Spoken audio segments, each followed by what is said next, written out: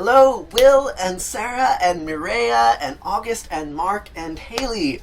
Welcome to Biosemiotics.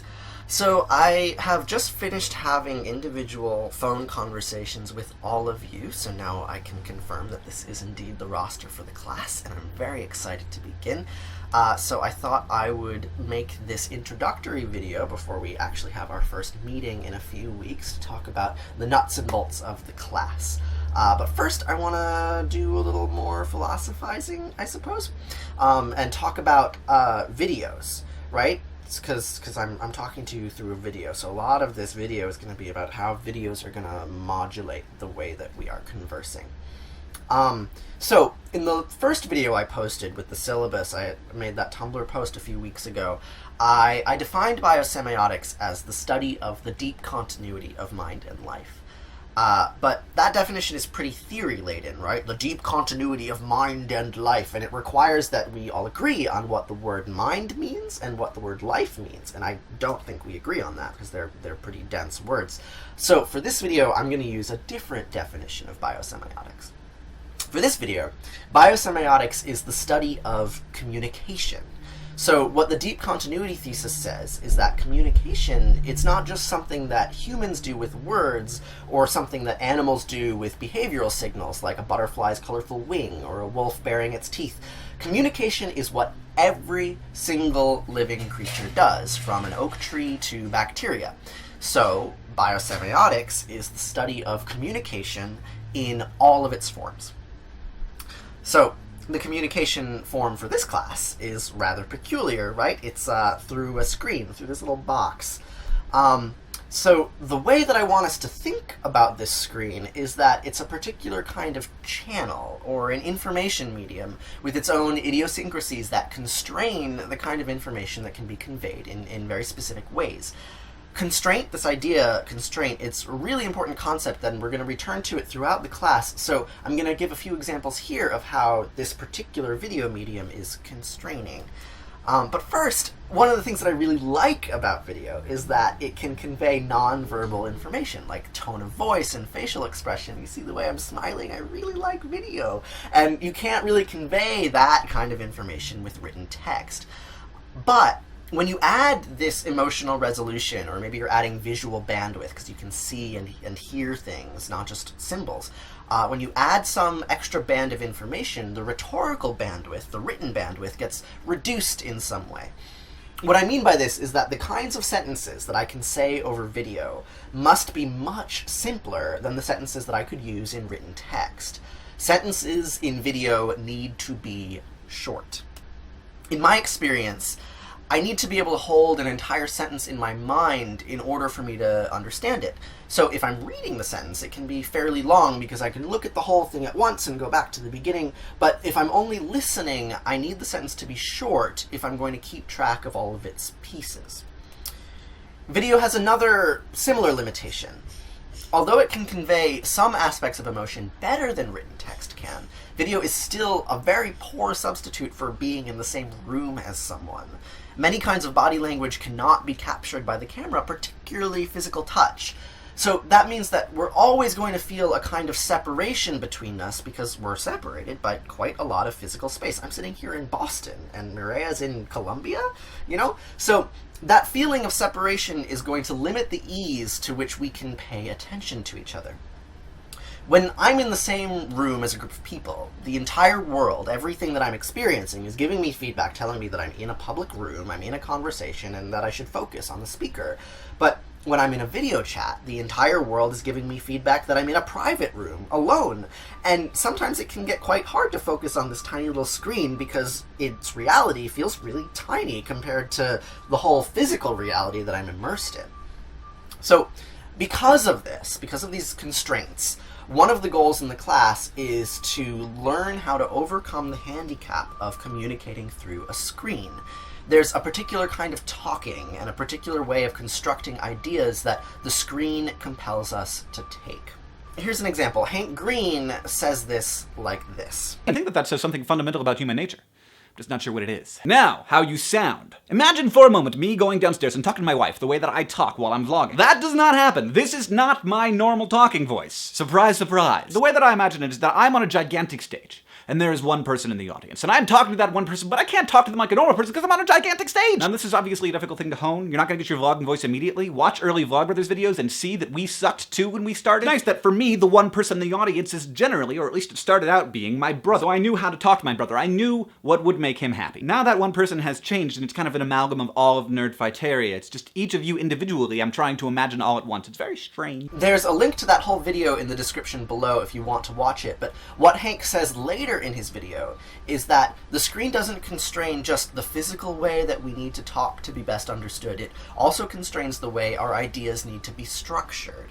What I've found is that in the absence of some sort of device like skillful video editing or clever graphics, in order for me to easily understand an idea that is expressed via video, it must be under 3 minutes long. You'll note that this video is substantially longer than 3 minutes, and what that means is that I'm asking you to do a decent amount of work in order for you to understand me. And in general, we don't want to do this. We don't want to ask viewers to do work to understand us. That's our job. It's our job to do that work beforehand and structure our ideas very concisely so that our viewers don't have to waste their focus translating our words into easier language. They already have enough work to do focusing on this tiny screen when the whole physical world is giving them different information that they might want to talk about or pay attention to. I guess what I'm getting at is that effective communication takes work. Later in the class, we're going to talk about Shannon information theory and give the word work a formal meaning. But for right now, what I mean by work is that communication is physically demanding. We can only do so much of it before we get tired. But the cool thing about the work for communication is that the work that it takes to do can be distributed among all of us. I can do work on my end, writing a good script, for example, which can make the ideas that I want to convey easier for you to understand. Or you can do work on your end, translating and interpreting my convoluted ideas so that I don't have to do the work of speaking so clearly.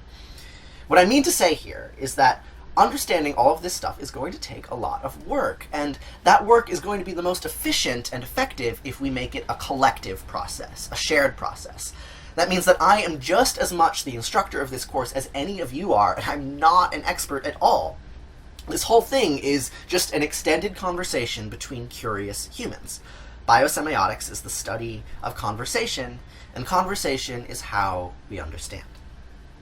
So, if this whole class is just one big conversation, then our goal here is not to invent a new theory or to discover truth with a capital T, but rather to develop an ease about speaking about these ideas with each other.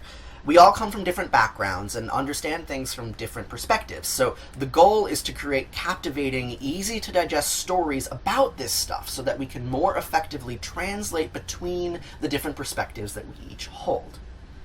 So, when you're doing the weekly reading, or recording the weekly video response, or sitting at your computer during the group chat, try to keep this question in mind. How can I best communicate this thought in my head to others?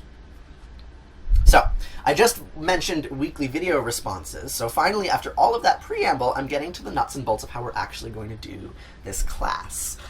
I've been in a lot of seminar classes before where the homework was to write a short response after the reading, and I think the pedagogical idea behind that practice is that we don't really understand ideas until we try to put them in our own words, and I think this is true, but for centuries our own words meant written words. Like, when I was in middle school, I remember my English teacher telling me that no one would take me seriously unless I learned how to write well.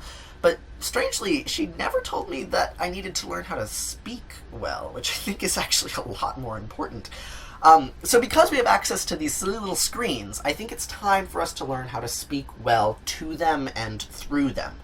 So part of this will mean developing methods amongst ourselves for overcoming the inevitable lag and distortion that comes from online group conversation in 2016. But another part, a more important part, will mean practicing this funny new conversation style, the vlog, the video blog.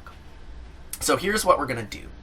After each of us finishes the weekly reading, we're going to take a few moments to think and try to come up with a concise idea that we want to convey to each other about what we all just read. It doesn't have to be an argument, and it doesn't have to be a summary, but it needs to have a clear structure, like a story, with a beginning and a middle and an end. And it also needs to be short, under 3 minutes, because like I said, anything longer than that takes a lot of work to understand. So we'll each record our under 3-minute ideas with a webcam and then upload them to the class YouTube channel, which is called Evotivo. I've already sent you all invitations to become channel managers so you can upload things. So we'll upload these videos at least 12 hours before our scheduled meeting time, which we have to schedule, and that will give everybody a chance to watch them all before we converse with each other. So those videos are going to be a good jumping off point for our group conversation. And when we're talking as a group, we're not just going to talk about the ideas that those videos contain, but also about how easy or difficult those ideas were to understand and why. Meta ideas, basically. So, like I said, these videos are to be unedited because I don't want to incorporate the extra work of learning video editing into this class. That's for another class. You can write a script beforehand, like I did for this video, which is quite long, or you can make it up as you go, whichever you find is easier for getting your point across. I actually often find that it's easier to say things simply when I'm ad-libbing, because writing a script can make my sentences too complex. Okay, so that's all for now about video responses. Now about the readings. Thanks for bearing with me through all this. There's a link to a shared Google Drive folder in the script below, which contains all of the readings for all 16 weeks of the class. My hope is that for each week we'll spend about 3 to 6 hours reading, and that combined with the 2 hours of discussion plus the time it takes to record and watch each other's video responses, this means that the class will take between 6 and 9 hours of dedicated time each week. I have fairly specific content mapped out through weeks 1 through 10, which is in the syllabus. The first 5 weeks cover the ideas of Terry Deacon and his collaborators, which I view as really foundational to everything that will follow. And after that, we'll dive into more theological territory with the language of the goddess for 2 weeks, and then a week later will lead us through Gödel's incompleteness theorem, and then I'm going to present some of my own personal ideas, and then after that, Mark is going to present some of the stuff that he's working on, the MEMEX program. I'm really, really excited about the academic diversity that we have in this tiny group. We each have really different strengths and knowledge bases, and I think that that diversity will become especially valuable in the second half of the class after we have some common material to share between us. I have some ideas about what reading we should do in the second half, but my hope is that after we all get to know each other a bit better, we should be able to, what we should cover for the final weeks of the class will sort of emerge from the group, and that it'll be much more of a collaborative thing than the first few weeks. So, in the spirit of getting to know each other better, here is your first homework assignment. Ready? Record a video under 3 minutes long, unedited, where you describe yourself, your intellectual background, and what ideas really excite you, the ideas that you hope to explore in the coming weeks. Upload this to the class YouTube channel, Evotivo, at least 1 week before our first class. Good. Great? Okay. So, last, there's a link below to a doodle about scheduling our weekly class time, so please fill that out so we know when we're going to be meeting. And thank you all so much! I am so excited to begin this with you. So this video will be on the channel, and then you can also watch my introductory video as a sample of the homework assignment that I would like to see from all of you. And then I will see you in this screen in September. I'm really excited. Okay, bye!